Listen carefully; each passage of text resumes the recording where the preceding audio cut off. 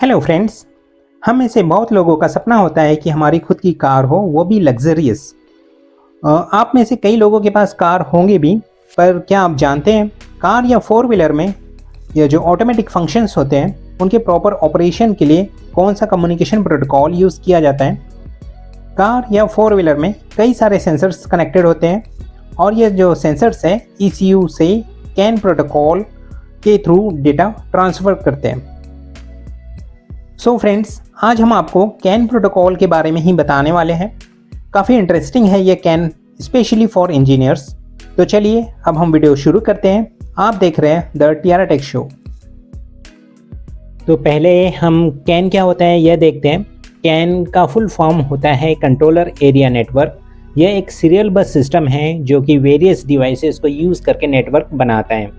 Can buses end devices ये automotive and industrial system के common component हैं। Example के तौर पे देखें तो कार एक तरह से आपके बॉडी के जैसे ही है और कैन यह जो है वो नर्वस सिस्टम की तरह वर्क करता है। नोड्स एंड ECU यह बॉडी पार्ट हैं जो कैन बस से इंटरकनेक्टेड होते हैं और एक दूसरे से इंफॉर्मेशन यह शेयर करते हैं। अब आप सोचेंगे कि ECU क्या है। ECU का मतलब होता है engine control unit. Airbags, audio system, sensors ये सब नोड्स से कनेक्टेड होते हैं और ECU को डेटा शेयर करते हैं। मेन एडवांटेज कैन बस सिस्टम का यह है कि ये बिना कॉम्प्लेक्स वायरिंग के एक दूसरे से कम्युनिकेट करते हैं। कैन बस सिस्टम में दो वायर्स होती है, कैन हाई एंड कैन लो। इन दोनों लाइंस के थ्रू ही डेटा ब्रॉडकास्ट किया जाता है।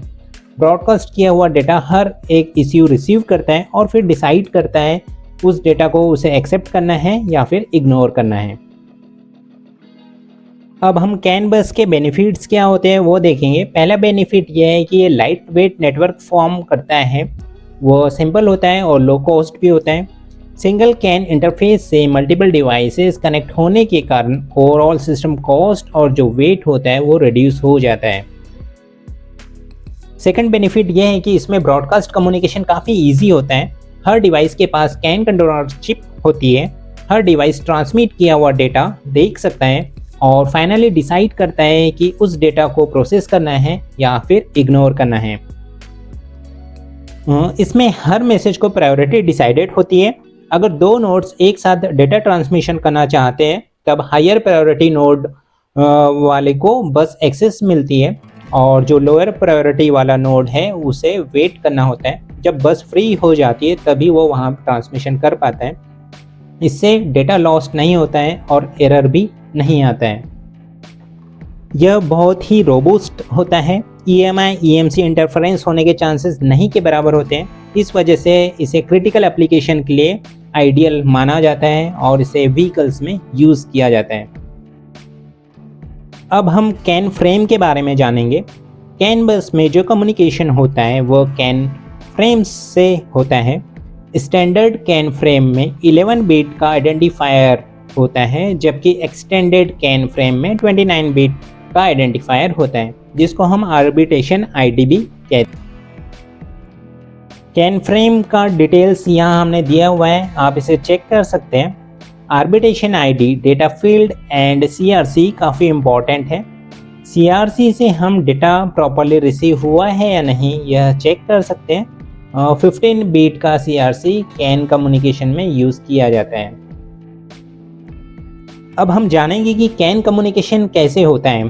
कैन यह पीयर टू पीयर नेटवर्क है। इसका मतलब यह है कि इसमें कोई मास्टर एंड स्लेव वाला कॉन्सेप्ट नहीं है। हर node and ECU data transmit and receive कर सकते हैं। ट्रांसमिशन करने के पहले फ्री बस है या नहीं यह चेक करते हैं। कैन फ्रेम में एड्रेस नहीं होता है, उसके जगह आर्बिट्रेशन ID होती है जो कि यूनिक होती है through out the network.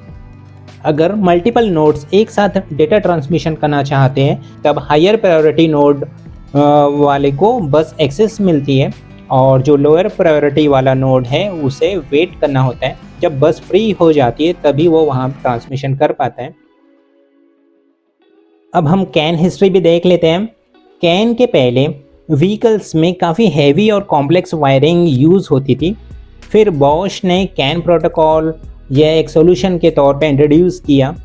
Can 2.0A and can 2.0B ऐसे 2 स्टैंडर्ड्स बने और इंडस्ट्री ने इसे एक्सेप्ट किया और ऑटोमोबाइल इंडस्ट्रीज़ में अब यही स्टैंडर्ड्स फॉलो किए जाते हैं। चलिए अब एंड में मैक्सिमम केबल लेंथ भी चेक कर लेते हैं जो आप कैन बस में यूज़ कर सकते हैं। हमने यहाँ डिस्टेंस वाइज क्या डेटा ट्रांसमिशन रेट होगा वो दिया हुआ है।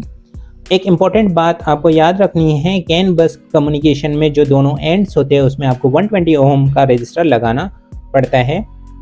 अगर आप वो नहीं लगाएंगे तो कम्युनिकेशन प्रॉपरली नहीं हो पाता है। फ्रेंड्स, आपको कैन के बारे में बताई गई जानकारी कैसे लगी है या आप हमें कमेंट करके बताइए, और अगर आपके कोई क्वेश्चन है तो आप हमें कमेंट करके पूछ भी सकते हैं। वीडियो देखने के लिए थैंक्स, बाय बाय।